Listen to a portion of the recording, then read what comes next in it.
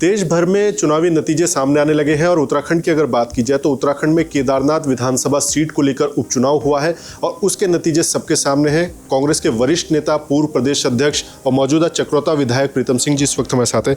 प्रीतम सिंह जी, केदारनाथ के परिप्रेक्ष्य में बात की जाए, चुनावी नतीजे सबके सामने हैं, किस तरह से देखते हैं? देखिए, केदारनाथ विधानसभा का जो उपचुनाव था, कांग्रेस उसे पूरी मजबूती के साथ लड़ी, लेकिन सरकार धनबल के माध्यम से जिस तरीके से सरकारी मशीनरी का दुरुपयोग करके सरकार ने इस उपचुनाव को प्रभावित करने का काम किया है, मैं समझता हूँ कि ये लोकतंत्र के लिए शुभ संकेत नहीं है।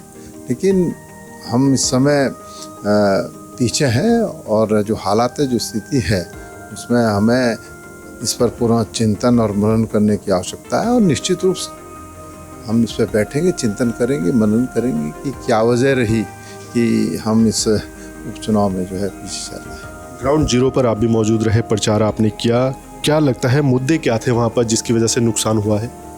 देखिए, मुद्दे तो वहाँ पर सरकार के खिलाफ थे। देखिए, वहाँ पर जो चारधाम यात्रा थी वो सही तरीके से संचालित नहीं हो पाई।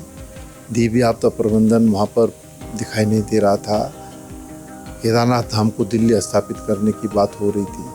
उसके साथ साथ केदारनाथ धाम में सोने का प्रकरण था जिस पर सरकार मौन थी।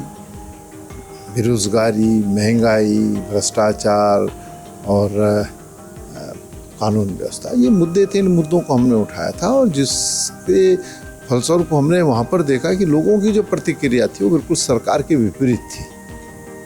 जहाँ भी हम जाते थे वहाँ पर लोग जो है बिल्कुल कह रहे थे कि सरकार को सबक सिखाना है। लेकिन मुझे लगता है कि सरकारी मशीनरी का जिस तरीके से वहाँ पर दुरुपयोग हुआ और धनबल का जिस तरह से प्रयोग से सत्ता में बैठे लोगों ने किया है, उससे उन्होंने चुनाव को प्रभावित करने का काम किया।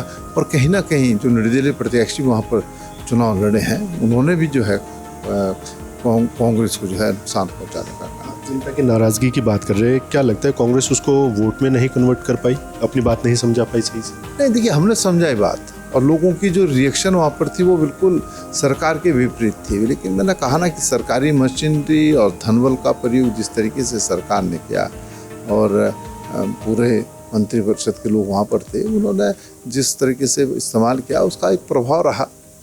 आप लगातार सभी बैठकों में शामिल रहे हैं। एक चर्चा ये भी थी कि जो प्रत्याशी चयन हुआ था कांग्रेस की तरफ से, उसको लेकर भी नफा नुकसान जैसी स्थितियाँ थी, क्या ये सही बात है?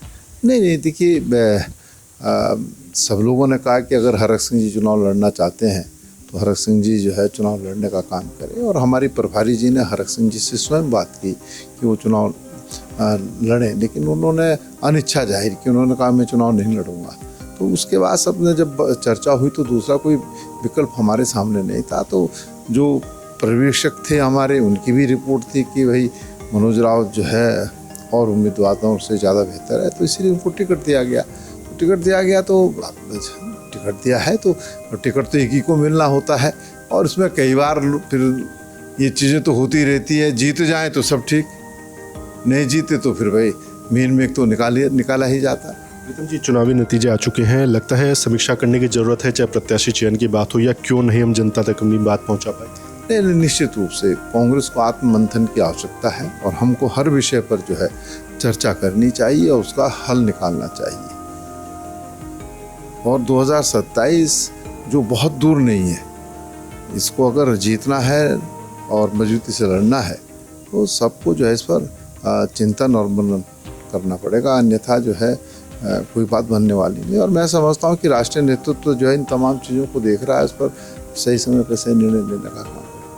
ये थे उत्तराखंड कांग्रेस के वरिष्ठ नेता, पूर्व प्रदेश अध्यक्ष रहे हैं और मौजूदा चकरौता विधायक हैं प्रीतम सिंह जी, जिन्होंने साफ तौर पर केदारनाथ उपचुनाव को लेकर जो भी ग्राउंड जीरो की रिपोर्ट थी वो साझा करने की बात कही है और सीधे तौर पर जो चुनावी नतीजे हैं वो कांग्रेस के मुताबिक नहीं है, इनके विपरीत हैं, जिसको लेकर अब मंथन करने की ज़रूरत है। नहीं तो 2027 को लेकर जो भी तैयारियाँ की जा रही हैं उसमें भी नुकसान हो सकता है।